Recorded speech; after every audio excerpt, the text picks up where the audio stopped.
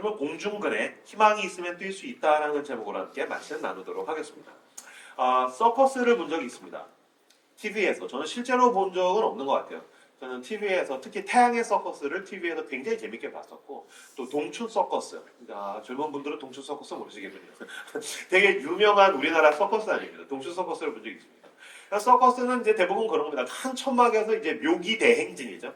그럼 처음에는 이제 가벼운 것들로부터 출발을 합니다. 그 다음에 이제 뭐 어릿광대들이 나와가지고서 뭐 광대들이 좀 웃기고, 그 다음에 이제 동물들이 나오기 시작합니다. 그래서 조련된 동물들이 묘기로 보입니다. 그래서 사자가 불로 된 원을 막 뛰어넘기도 하고, 막 코끼리가 막 공을 타기도 하고, 그런 동물들의 묘기들이 있습니다.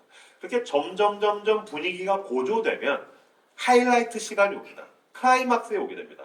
클라이막스는 무엇입니까? 공중근해입니다. 그럼 높은 곳에 장대 위에 한 사람이 올라가 있습니다. 그래서 이제 마이크를 들고서 사회자 가서 드디어 오늘의 하이라이트, 여러분들 오랜 기간 기다리셨습니다. 지상 최대 쇼! 막 하면서 이제 막 설레발을 치면은 사람들이 이제 막 긴장을 하기 시작하죠. 그럼 저쪽 높은 곳에 한 명이 딱 그네를 들고서 긴장하고 있고, 한 명은 이미 그네를 잡고서 왔다 갔다 하면서 거꾸로 매달려서 이제 이 사람을 잡아주는 거죠. 그러면은 어떻게 합니까? 막 사회자가 막 설레발을 쳐서 긴장감을 조성을 하면 아래에 있는 그물을, 안전망을 치웁니다. 무슨 말입니까? 이 사람은 지금 목숨 걸고 그네를 뛴다는 겁니다. 이 사람이 이 그네를 타는 주인공이 그네를 잡고서 뛰어서 공중 제비를 들고서 이 사람의 손을 잡지 못하면 추락해서 그 사람은 내동댕이 쳐져서 죽게 된다는 것입니다. 그러니까 이 사람 지금 목숨을 걸고서 묘기를 하게 되는 것입니다. 그래서 드디어 이제 그네를 잡고서 이 사람이 뛰죠. 붕 뛰어서 두 사람 왔다 갔다 하다가 어느 순간이 되면 이 사람이 공중으로 확 튀어오릅니다. 그리고 뱅글뱅글 돌립니다. 그럼 진짜 그게 뭐 1초나 되겠어요? 그 진짜 0. 몇 초겠죠. 그 순간에 정말 심장이 막 쫄깃해질 정도로 긴장하게 됩니다. 뱅글뱅글 돌다가 이 사람의 손을 탁 잡을 때 온 관중들이 와 하면서 이제 환호성을 지르게 되죠. 막 박수 치게 되는 거죠. 그리고서 이제 와가지고 저 사람은 다시 도착하게 됩니다. 이게 공중근해의 쇼라고 볼 수 있을 것입니다. 서커스의 공중근해는 굉장히 아찔합니다. 제가 봤던 가장 아찔한 묘기와 쇼 중에 하나라고 이야기할 수 있을 것입니다. 마찬가지로 우리가 인생을 살아가다가 보면은 공중근해에 가까운 그런 방불하는 묘기에 가까운 삶을 보이는 사람들이 있을 때가 있습니다. 뭐 그런 거죠. 회사를 멀쩡하게 다니다가 창업을 하는 거죠. 제가 봤을 때 이건 거의 공중근해입니다. 회사를 잘 다니다가 창업을 하는 건 공중근해 타는 겁니다. 또 어떤 목사님은 교회에서 사역을 잘 하시다가 갑자기 아마존이나 아프리카로 선교를 가겠다고 하는 거예요. 처자식을 다 데리고. 동종업계에 있는 목사로서 봤을 때 그 사람은 공중근해에 가까운 묘기를 지금 부리고 있는 겁니다. 또한 어떤 사람은 하나님의 부르심 속에서 돈을 포기하고 더 가치 있는 것들을 선택할 때가 있습니다. 여러분, 자본주의 사회는 돈이 주인 노릇하고 있는 시대입니다. 근데 그 사람은 지금 공중근해에 가까운 묘기를 하고 있다는 것입니다. 저는 그런 사람들을 볼 때마다 와, 위대하다, 대단하다. 저 사람은 어떻게 저런 선택을 할 수 있었을까? 도대체 어떻게 훈련해야 될까? 어떤 마음이 있을까? 어떻게 하면 저 사람이 얼마나 무서울까? 얼마나 힘들었을까? 어떻게 저 사람은 저런 공중근해를 탈 수 있을까라는 생각이 들 때가 있습니다. 근데 여러분, 멀리 갈 것도 없습니다. 당신의 인생에도 공중근해에 가까운 묘기들이 충분히 있기 때문입니다. 오랜 기간을 솔로를 지내다가 마음에 드는 사람이 드디어 나타나서 난 당신이 좋아요. 이건 공중근해입니다. 그 상대가 당신의 손을 잡아주지 않으면 당신은 끝없이 추락하는 기분을 갖게 될 것이기 때문입니다. 한동안 교회를 안 다니다가 교회에 다시 출석하는 사람도 마찬가지입니다. 교회 한동안 다니지 않았는데 교회에 와서 적응을 해야 되고, 그죠? 갑자기 이방인이 되는 거잖아요. 교회를 바꾸는 거잖아요. 아니면 아예 처음 신앙을 갖게 되는 거예요. 그래서 나는 하나님이 존재하지 않는다고 생각했는데 어느 순간인가 내 안에 알 수 없는 그 신비와 은총 가운데에서 은혜가 생겨서 하나님, 나는 죄인입니다. 멀쩡하게 잘 살고 있던 사람이 나는 죄인입니다라고 고백하는 것은 공중근해를 타고 있는 것입니다. 또 우리 교회 가운데는 이직자들이 많죠. 이직자들은 지금 뭘 하는 것입니까? 지금 뛸 준비를 하는 겁니다. 멀쩡하게 그네를 잘 타고 있다가 내가 이제 그네에 손을 놓고 묘기를 부려서 상대 회사가 나를 마음에 들게 해가지고서 그 회사가 내 손을 잡아줘야 됩니다. 내가 이직을 하려고 했는데 그 회사가 내 손을 잡아주지 않으면 당신은 추락하는 기분, 몰락하는 기분을 갖게 되게 될 것이기 때문입니다. 또한 이제 무엇보다 우리 가운데 그런 분들이 있죠. 공중근에 매달려 있는데 뛸 용기가 없어서 돌아갈 수도 없고 뛸 수도 없는 애매한 상황 가운데에서 대롱대롱 매달려 있는 사람들. 그렇죠? 그럼 어떻게 해야지 용기 있게 뛸 수 있을까요? 어떻게 해야지 그 공중 가운데서 사람들에게 환호성을 받는 그 묘기를 펼칠 수 있을까요? 어떻게 해야지 멋있게 뛰어서 다음 그네를 잡을 수 있을까요? 멋지게 뛰어서 묘기를 부리고 다음 그네를 잡은 한 사람을 제가 소개해드리도록 하겠습니다. 미국 월스트리트에서 잘 나가는 애널리스트 중에 신순규 씨가 있습니다. 이 사람 이제 유퀴즈에도 나왔더라고요. 신순규 씨. 이 사람은 미국 최고의 증권 회사의 임원입니다. 근데 이 사람은 생각해보세요. 한국인이 월스트리트의 임원이에요. 뭔 의미할까요? 그의 인생에는 묘기로 가득하다는 겁니다. 도대체 한국인이 월스트리트의 임원으로 갔다고? 그의 인생에 묘기로 가득하다는 거예요. 근데 더 놀라운 건 그는 시각장애인입니다. 그러니까 여러분 생각해보세요. 시각장애인인데 미국에서 월스트리트에서 임원이 되었어요. 그의 인생에는 진짜 말할 수 없는 묘기로 가득하다라고 이야기할 수 있을 것입니다. 저도 처음에 시각장애인이 금융업에 있다고? 시각장애인이 월스트리트에 들어갔다고? 어떻게 그럴 수가 있는 거지? 놀랍게도 신순규 씨는 뭐라고 이야기했냐면요. 시각장애인이어서 안 된다라는 편견을 시각장애인이어도 가능하다라는 생각으로 허물었다라고 그는 이야기합니다. 무엇보다 그가 그 자리에 오기까지 특히 자기를 도와준 중요한 사람들이 있었다고 이야기합니다. 어떻게 당신이 월스트리트의 임원이 될 수 있었습니까? 내 삶에는 늘 중요한 사람들이 있었습니다. 제가 정리해왔습니다. 점자로 참고서를 만들어준 어머니가 있었다는 거예요. 9살 때 시각을 잃었는데 점자로 참고서를 만들어준 어머니. 그리고 미국에 갔더니 일반 학교에서 공부할 수 있도록 도와준 홈스테이 가족들. 학교에 갔더니 양궁을 가르쳐준 선생님. 세상에 시각장애인에게 양궁을 가르쳐준다. 양궁을 가르쳐준 사람들. 월가로 들어가 보라고 조언해준 교수님. 교수님이 자네 월가에 한번 들어가 봐. 자신을 동료로 받아준 친구들. 회사에 들어갔더니 시각장애인이어서 어쩔 줄 몰라 하는 자기를 동료로 받아준 친구들이 월스트리트에 있었다는 거예요. 신순기 씨는 뭐라고 얘기하냐면요. 자기가 여기에 오기까지 자기는 언제나 나에게는 한 사람이 있었다는 거예요. 내 그네를 잡아줄 한 사람. 그네의 손을 놓고 뛰었을 때 내 손을 잡아주는 한 사람이 있었다라고 신순규 씨는 이야기합니다. 그것은 언제나 내가 힘들 때면 딱딱 맞아떨어지게 나를 도와주는 사람이 늘 있었다라는 이야기가 아닐 것입니다. 여러분 잘 생각해 보십시오. 그럼 당신은 그렇습니까? 그는 늘 로또 맞은 것처럼 운이 좋았다는 것입니까? 아닙니다. 우리와 마찬가지로 그는 누군가가 필요했는데 그는 거절당하게 됩니다. 아니요. 그는 시각장애인이었기 때문에 더 많은 외면과 거절을 당했을 것입니다. 여러분들도 마찬가지겠지만 거절을 당하고 외면을 당하면 어떤 마음을 잃게 될까요? 내가 그네에 뛰었을 때 누군가가 나를 잡아줄 거야 라는 믿음을 상실하게 됩니다. 그래서 용기를 상실하게 됩니다.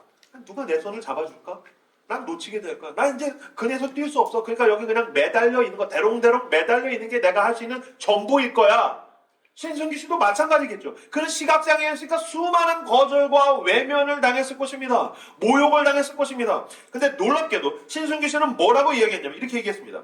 시각장애인이라는 이유만으로 택시기사가 탑승을 거부할 때도 직장을 찾을 때도 늘 그렇게 생각했어요. 넥스트 원, 딱 한 사람.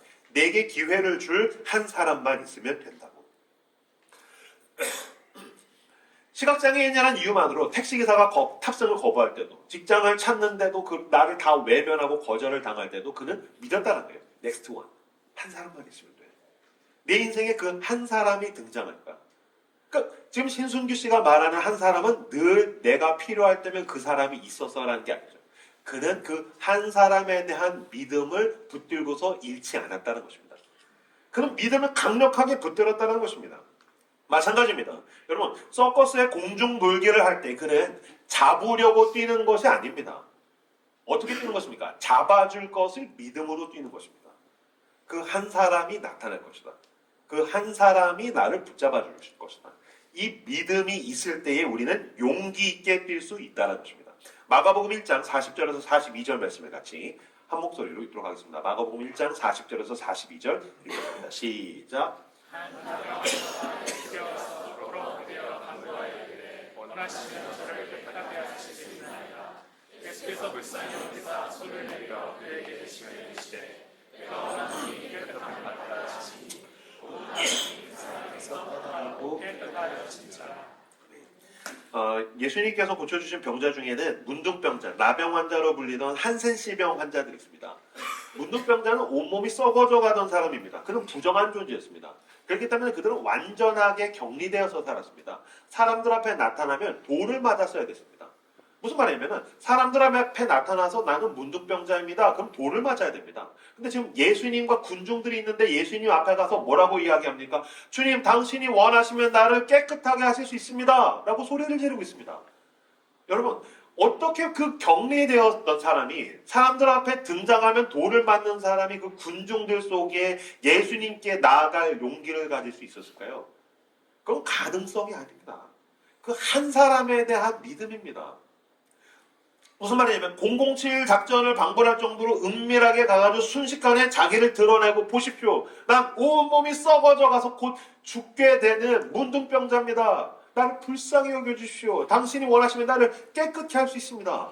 라고 했을 때 그는 자기의 목숨을 내어 건 것입니다. 만약에 그때 예수님이 뭐야 더러워. 야 보디가드 너 뭐하니? 너 와서 얘 좀 치워라. 그럼 죽는 겁니다. 당신이 원하시면 나를 고칠 수 있습니다. 난 원하지 않아. 그럼 죽는 겁니다. 너는 공적으로 넌 부정한 존재잖아. 가. 의사한테 가. 그럼 죽는 것입니다.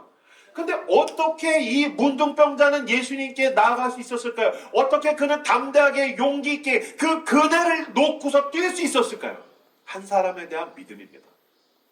그 희망에 자기의 삶을 내어 건 것입니다. 그러니까 이 마가복음 1장 40절에서 42절이 우리에게 이야기하는 것은 무엇입니까? 하나님, 그 예수 그리스도 한 사람에게 희망을 걸면 그분은 반드시 당신에게 응답하신다는 것입니다. 그러니까 우리가 뛰지 못하는 것은 용기가 없기 때문입니다. 왜 용기가 없죠? 가능성을 보기 때문입니다.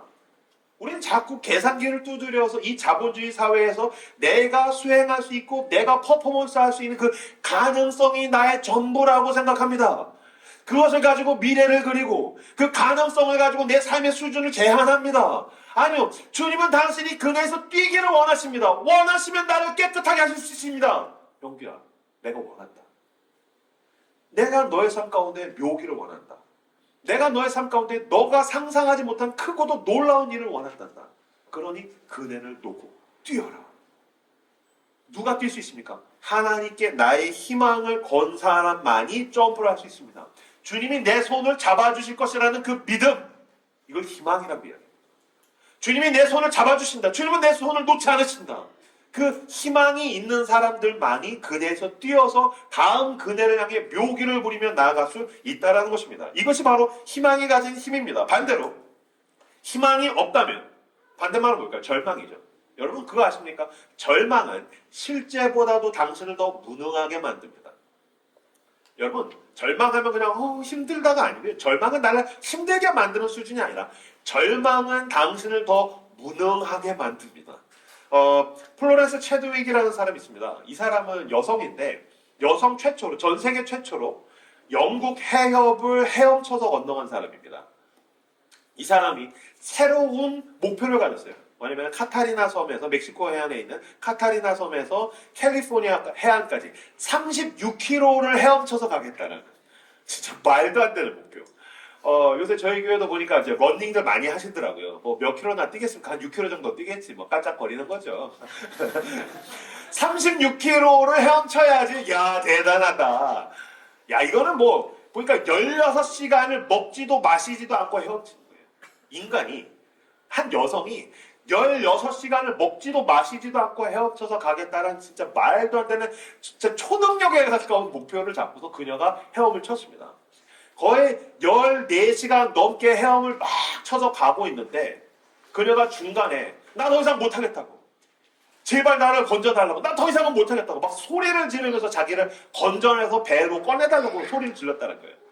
근데 조금만 더 가면 될 것 같아서 아니 괜찮다고 조금만 더 해봐라. 아니라고 나 더 이상은 못하겠다고 막 소리를 지르면서 자기를 꺼내달라고 그래가지고 꺼내줬다는 거예요.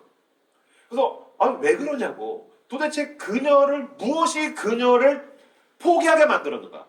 그녀가 배 위에 올라온 다음에 그녀가 중도에 포기하게 만들었던 것은 상어도 아니고 찬 물도 아니고 탈진도 아니었다는 거예요. 그럼 왜 포기했냐고 했더니 안개. 이 안개. 무슨 말이냐면 안개가 자욱하니까 내가 도대체 어디까지 가야 되지? 아무것도 보이는 게 없으니까 내가 그냥 이렇게 가다가 죽을 것 같은 공포감. 그래서 포기했다는 거예요. 나 더 이상 못하겠다고. 근데 놀랍게도 배 위에 올라온 다음에 안개가 걷혔는데 1.5km 남았다는 거예요.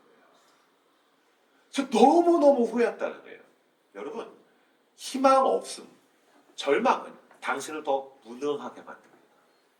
절망은 당신을 실제보다도 더 무능하게 만들더라는 거예요. 얼마가 지난 다음에 그녀가 다시 재도전했습니다. 물에 들어가서 16시간을 헤엄을 쳤습니다. 16시간을 헤엄을 쳤는데 또 안개가 왔어요. 그녀가 어떻게 했을까요? 그녀는 안개 속에서 계속해서 헤엄을 쳤습니다. 어떻게 헤엄칠 수 있었을까요? 그녀 가슴 속에 희망이 있었기 때문입니다. 그녀 마음 속에 그렸기 때문입니다. 난 도달할 수 있어. 괜찮아. 안개가 있지만 나는 한 번만 더, 조금만 더, 저만큼만 더 가면 돼. 괜찮아. 희망이 있어. 결국에 그녀는 안개를 뚫고 캘리포니아 해안에 도달하게 됩니다. 이것이 바로 희망이 가진 힘입니다. 난 저기까지 갈 수 있어. 누군가가 내 손을 잡아줄 거야라는 믿음. 난 저기에 도달하게 될 거야라는 그 믿음. 이것이 바로 희망이라는 것입니다. 희망이 있으면 거기까지 갈 수 있고 절망하면 당신은 실제보다도 더 무능하게 되더라는 것입니다. 이렇게 얘기하면 이제 여러분들 가운데에는 목사님 제가 희망을 가졌지만 응답이 안 와서 제가 힘듭니다.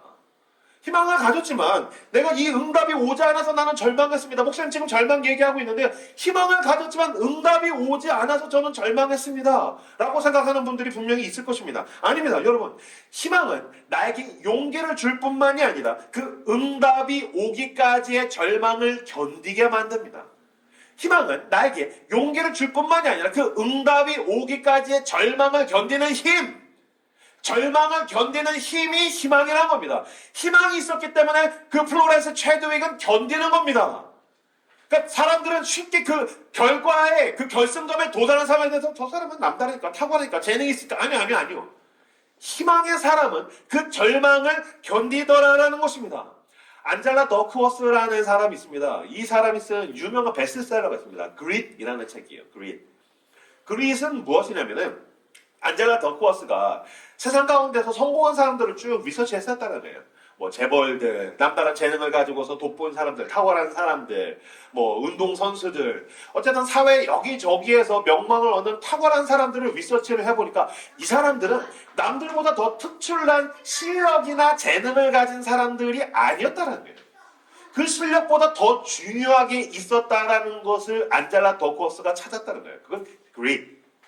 이 그릿은 뭐냐면 그만두기를 거부하는 인격적 강점이라는 거예요. 그러니까 재능이 있다고 결승점에 가는 게 아니라는 거예요. 누구보다 수영을 빠르게 한다고 해서 캘리포니아 해안에 도달하는 게 아니라는 거예요.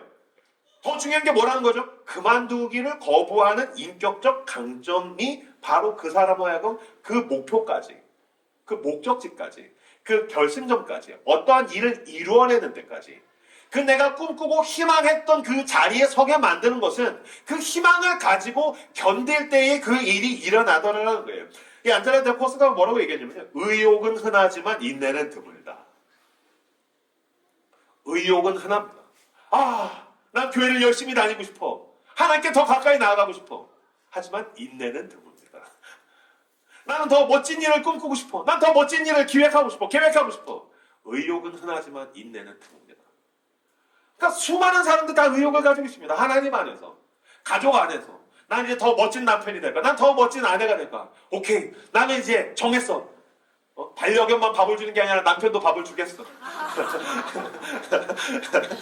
나는 우리 자녀에게 더 좋은 엄마와 아빠가 되겠어. 나는 회사에서 나는 이제 그리스도인다운. 맞아. 나는 직장에 선교사로 보내심을 받았어. 의욕은 흔하지만 인내는 드뭅니다.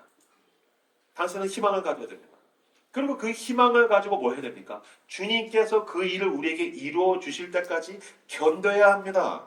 어떻게 해야지 견딜 수 있습니까? 간절하게 원하면 견딜 수 있습니까? 아니요, 여러분. 욕망은 절망을 이길 수 없습니다. 사람들이 왜 성공할 때 남들보다 더 간절하게 원해야 된다고 생각해요. 남들보다 더 욕망을 키워야 된다고 생각해요. 그래서 저는 제가 설교할 때 비전에 대한 설교한 거 본 적 있으십니까? 없습니다. 저는 당신의 욕망을 부추길 생각이 없습니다.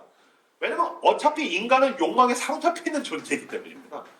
그리고 여러분 그거 아십니까?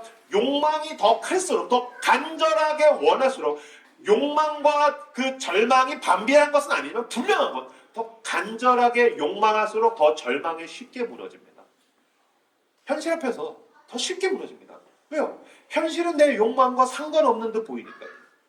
현실은 내 욕망을 배반하니까요. 욕망으로는 절망을 절대로 이기지 못합니다. 절망을 이기는 것은 희망입니다.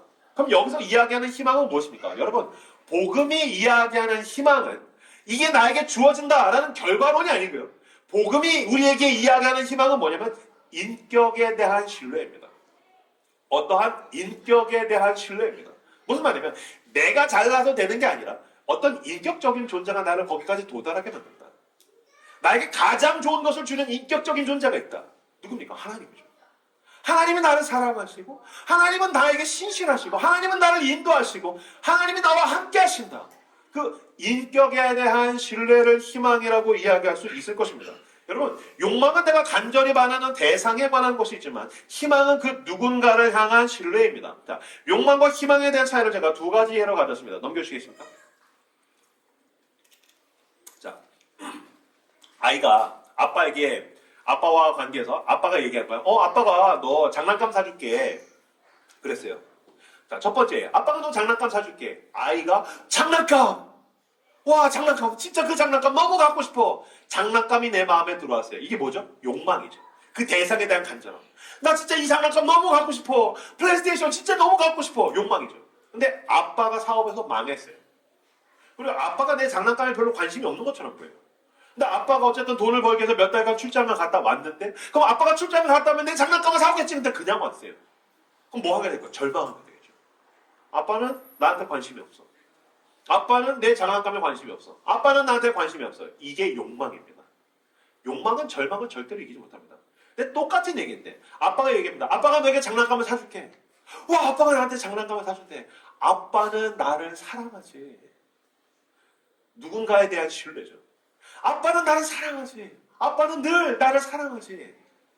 그런데 아빠가 사업이 망했어요.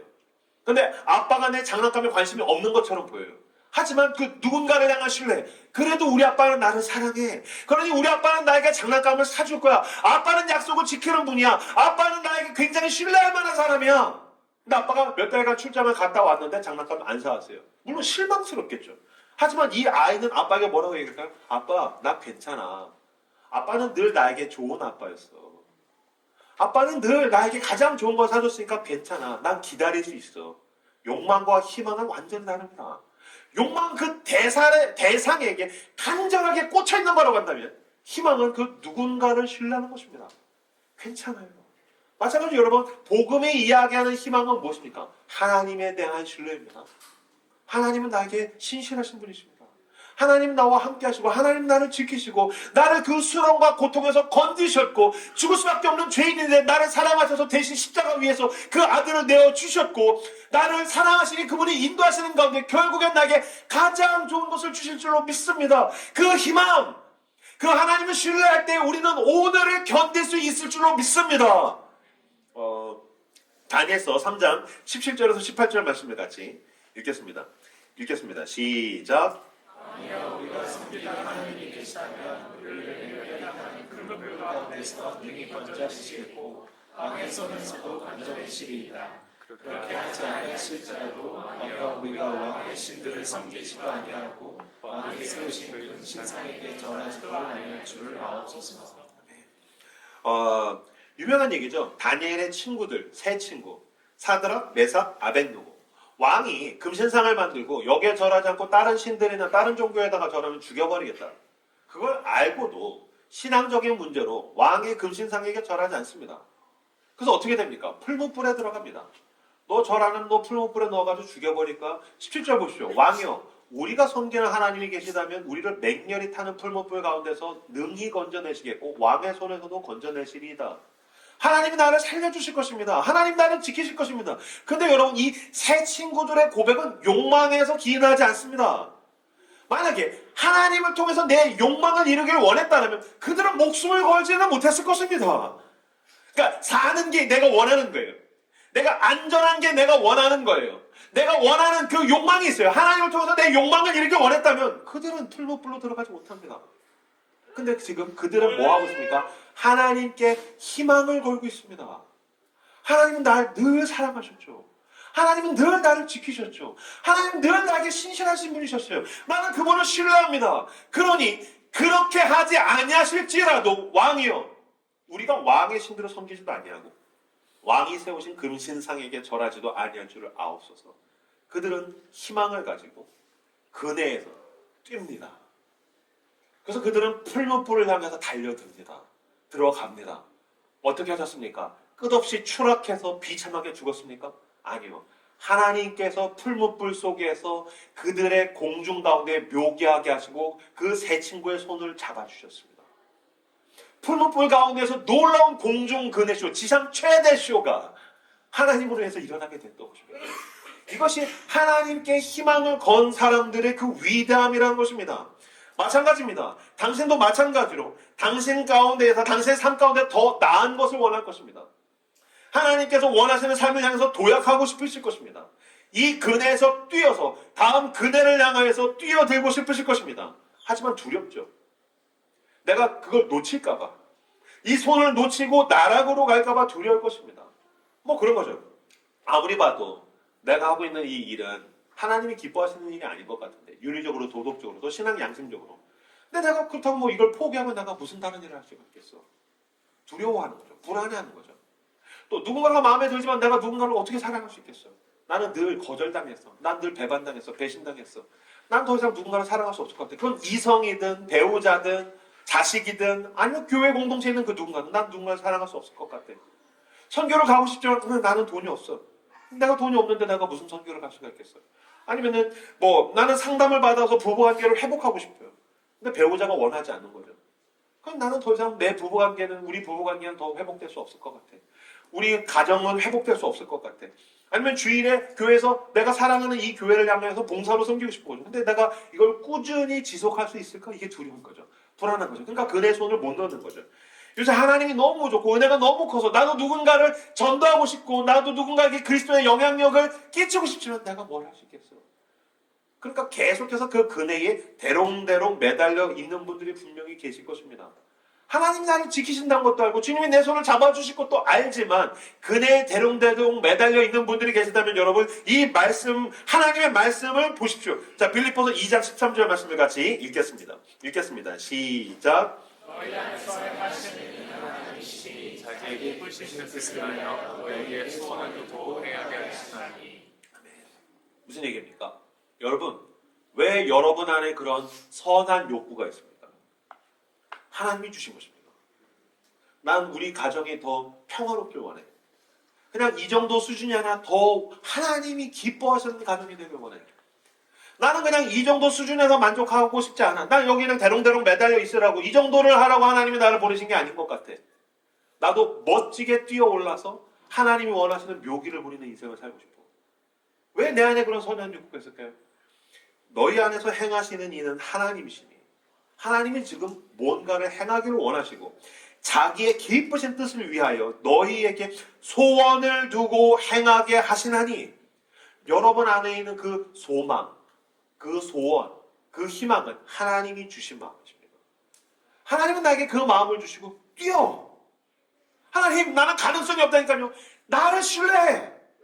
나에게 희망을 걸어. 난 문둥병자를 고친 예수 그리스도야. 나는 떡 5개로 5,000명을 먹였어. 무엇보다 죽을 수밖에 없는 너를 구원하려고 십자가에서 대신 죽었고 죄와 사망의 권세를 이기고 부활했어. 그래, 나를 믿어. 나를 신뢰해. 뛰어. 너희 안에서 행하시는 이는 하나님이시니 자기의 기쁘신 뜻을 위하여 너희에게 소원을 두고 행하게 하시나니, 그 소원은 하나님이 주신 것입니다. 그러면 여러분, 하나님을 신뢰하고 뛰십시오. 하나님이 당신을 잡아주실 것입니다.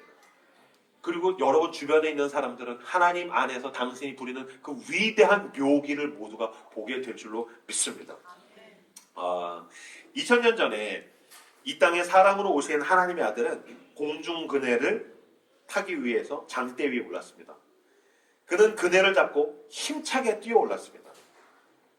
하나님의 아들 예수 그리스도는 창조주의 영광이라는 그네의 손을 놓았습니다.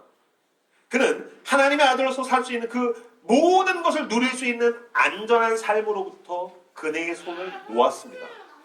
그리고 이 세상에서 가장 위험한 묘기를 향해서 뛰어 올랐습니다. 그는 십자가에서 죽었어야 됐습니다. 하나님으로부터 버림받았어야 됐습니다. 자기가 구원해야 되는 사람들, 자신이 사랑하는 사람들로부터도 버림받았습니다. 이 세상 그 누구도 할 수 없고 그 누구도 한 적 없는 묘기를 갈보리산 위에서 했습니다. 어떻게 그럴 수 있었을까요? 그는 아버지를 믿었습니다. 나를 잡아줄 아버지를 믿었습니다. 그 희망을 향해서 아버지는 나를 잡아주신다. 그 희망을 향해 그는 십자가 위에서 묘기를 부렸습니다. 누가복음 23장 46절 말씀을 같이 읽겠습니다. 시작. 앞에 화면을 보시고 같이 읽겠습니다. 시작. 그래서 큰 소리로 불러이르시되 아버지 내 영혼을 아버지 손에 부탁하나이다 하고 이 말씀을 하신 후 숨지시니라. 예수님께서 그네의 손을 놓고 창조주의 영광을 놓고 하나님의 아들로서 누릴 수 있는 그 모든 것을 놓고 뛰어 올랐습니다. 십자가에서 죽으시면서 뭐라고 이야기했습니까? 예수께서 큰 소리로 불러 이르시되 아버지 내 영혼을 아버지 손에 부탁하나이다. 주님의 손에 내 모든 걸 맡깁니다. 아버지 손에 내 모든 걸 맡깁니다. 그리고 십자가에서 죽으셨습니다. 그 다음에 어떤 일이 일어났습니까? 아버지께서 아들의 손을 잡아주셨습니다. 그 하나님의 아들 예수 그리스도는 죄와 사망을 이기시고 부활하셨습니다. 여러분 이것이 바로 십자가입니다. 여러분 우리는 십자가를 믿습니다. 십자가 위에 예수 그리스도를 믿습니다. 십자가는 우리에게 증거입니다. 무슨 일이 있어도 내가 너의 손을 놓지 않겠다. 봐라. 너의 죄를 뒤집어 쓴 그 아들 예수 그리스도의 손을 내가 잡았다. 형제야, 내가 너의 손을 놓지 않는다. 너가 아무리 죄인이고 너가 아무리 보잘것없고 아무리 초라하고 세상 모든 사람이 너를 외면할지라도 나는 너의 손을 잡아주는 그 단 한 사람 넥스트 원이란다. 그러니 나를 믿고 뛰어라. 주님을 신뢰함으로 아버지를 신뢰함으로 그네의 손을 놓고 아버지께로 뛰십시오. 주님이 내 손을 잡으시고 놀랍고 위대한 일이 우리 모두에게 나타날 줄로 믿습니다. 반주해 주시겠습니까? 저 역시 공중그네를 탄다라는 느낌을 받을 때가 있습니다. 담임 목사로서 사는 게 공중그네를 타는 것 같은 느낌을 받을 때가 있어요. 저는 300명인 교회 처음 개척해봤어요. 나는 날마다 내가 처음 가는 길을 가요. 담임 목사로서 해야 되는 중대한 결정이 4개 있어요. 모든 사람이 나만 바라보는 것 같아요. 자, 지상 최대 쇼. 자, 이명규 씨가 장대 위에 올랐습니다. 이명규가 그네를 잡고 뜁니다. 어떤 묘기가 일어날까요? 이번 주는 도대체 어떤 설교를 해서 사람들을 만족시킬까요? 나는 매주 설교를 해서 사람들에게 기대치를 만족시켜야 될 것 같아요. 나는 그네를 도는 것 같아요. 내가 지금까지는 이래저래 은혜로 왔고 운이 좋아서 왔지만 뭐 하나만 삐끗하면 그 손을 놓치고 바닥에 추락해서 내동댕이에 쳐져서 모든 게 망할 것 같은 두려움이 나에게 있어요. 순식간에 모든 게 무너질 것 같은 두려움이 저에게 있어요. 너무너무 두려워요. 너무너무 불안해요. 내가 어떻게 해야 되지? 그런 가운데 믿음의 눈을 뜨면 저만치에서 그리스도께서 저를 부르세요. 형제야, 뛰어. 날 믿고 뛰어. 아니요, 하나님 너무너무 불안해요. 하나님 너무너무 두려워요. 모든 게 다 무너질 것 같아요. 나 하나만 어긋나면 아니면 그냥 나랑 상관없는 어떤 문제 때문에 내가 모든 게 무너질 것 같아요. 하나님 난 너무너무 두려워요. 그런 가운데 믿음의 눈을 들면 나를 향해서 두 팔을 벌리신 그리스도, 나를 잡아줄 그 손에 못자국이 보입니다. 나를 사랑하셔서 십자가에서 못 박히신 그 그리스도의 손에 있는 못자국은 오늘도 나에게 이야기합니다. 형편, 걱정 마라. 반드시 내가 너를 잡는다. 나는 너를 놓치지 않으려고 내 손에 못이 박혔다. 아버지께서 내 못자국난 손을 잡아주신 것처럼 이 못자국난 손으로 내가 너를 잡는다. 십자가의 그리스도가 내 희망입니다. 나는 주님을 신뢰함으로 뜁니다. 늘 그랬듯 주께서 내 손을 잡으십니다. 아까 읽었던 빌립보서 3장 13절에서 14절 말씀을 새 번역으로 읽고 함께 기도하길 원합니다. 내가 하는 일은 오직 한 가지입니다. 뒤에 있는 것은 잊어버리고 앞에 있는 것을 향하여 몸을 내밀면서 그리스도 예수 안에서 하나님께서 위로부터 부르신 그 부르심의 상을 받으려고 목표점을 바라보고 달려가고 있습니다. 주님을 믿고 뛰십시오. 주님이 당신의 손을 잡으실 것입니다. 오늘 우리에게 주신 말씀 분들과 함께 기도하며 하나님 앞에 나아가도록 하겠습니다. 기도합시다.